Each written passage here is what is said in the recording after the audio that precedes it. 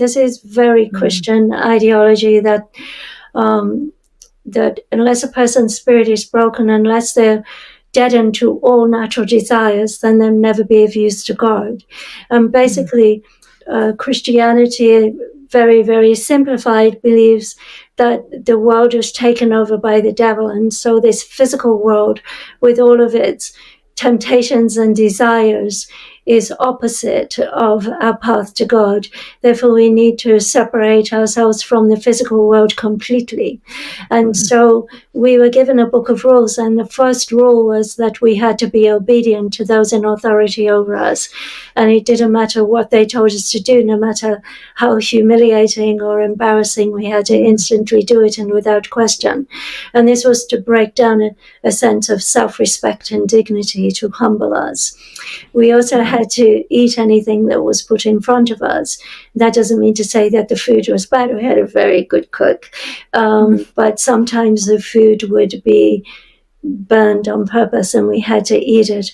Or sometimes, like, one of the things that they would just choose random things for different people. Like, for me, I had to eat shredded wheat every morning. Like, my children have no idea what shredded wheat. I don't know if it's in America even, but in England it's a very big cereal. It's a popular cereal, shredded wheat. So no, there's nothing wrong with it, but when you have to eat it every day, almost every day for so long, it becomes complicated a little bit, like whatever. Sure. So yeah, and then other things, we had to fast a lot. So we had to fast one day every week for 24 hours, and we were encouraged to fast on 2 separate days. So for the 9.5 years that I was there, I always fasted a minimum of 2 days every week. And sometimes the principal would call upon the entire college to fast 3 consecutive days, and sometimes 5 days, and once every year for an entire week. And the longest fast I ever did was 8 days. So you could say, that's ridiculous. How could I be sitting here and talking to you in the fast 8 days?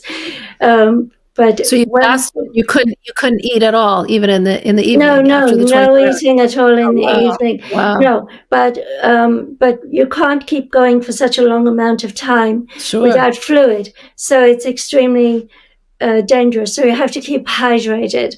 So during the long fast, we're allowed to drink what was called milk and water. We used to call it milk and water. It's rather like an English tea, but without the tea. So it's a tiny little bit of milk in the bottom of a teacup and a little spoon of sugar, and then you would fill it up with hot water, and you could drink the milk and water during the fast. But it's really difficult still. Like, you learn that you can't just have one pillow. You have to, like, prop yourself up somehow when you're sleeping, because otherwise when you go from lying down to standing up, if you do it too quickly, you just like get faint and you could pass out. And also on the 3rd day, you think it's really the hardest day. The 3rd day of these long fasts is the hardest of all. And then it's something, I guess, happens to your gastric juices or your stomach after 3 days. It's like it shut down a little bit, and it's like it knows it's not going to get food. So it's just a lot easier. You feel weak, but you can keep going. And we weren't allowed to lie in bed during these fasts. We had to work extremely hard.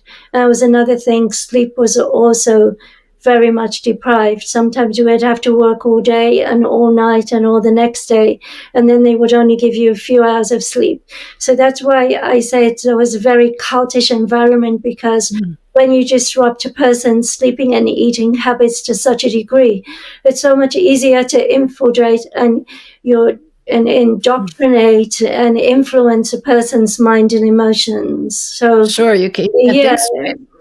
So you just become totally, and it's also like you're kind of like a captive, and they treat you like that, and it's like then you become like that you need them, and like they tell you things like that you'll never survive in the outside world, and you'll fall apart, and your life will just disintegrate, and you'll never amount to anything. And so these kind of like talking. Do you ever have dream nightmares now about that time period of what you went through? Sounds horrific. No, I mean, it's already over 40 years, so Right. it's been a long journey, and you can't just press buttons and change stations. It definitely was a very long transition, and it's like there was a lot of control. And I remember we were given domestic duties, and like, just a very quick example, like the Mother Superior, she like called me one day. My job was in the morning 1 hour to clean all the toilets and bathrooms in the entire complex, including the public bathrooms of the church outside. And so she called me back and she said, I don't believe that you were the one that cleaned this, and do you see the dirt? And she was pointing into the sink, but honestly, Hannah, I never saw a speck of dirt. So I was a big sin to lie. So I wasn't going to say, I see the dirt, because I couldn't see it. So she was pointing, and I kept cleaning over, and I kept saying, I'm very sorry, Mother. I'm very sorry, Mother. But she was like so outraged. She kept saying, do you see the dirt? And I just saying, in the end, cut long story short, she ended smacking my head on the wall, like just hitting my head against a wall and saying, cry, girl, because if you didn't cry, it wasn't like as if they broke you, but I was not very good at crying. So, and I was like, so I never cried. Gosh. So, but I was married for many, many years, and I would clean my sink in my bathroom and tell myself, like, it's okay, she's not there. And you might come to my house and the sink might be on purpose a little bit dirty, and it's not really that dirty, but yeah. And it took me maybe about at least 8 years to be eating something and not liking it. And then all of a sudden, one day I realized, hey, you know what? I can spit this out. You don't need to eat that. Oh my gosh. Wow. But these things took a very, very long time.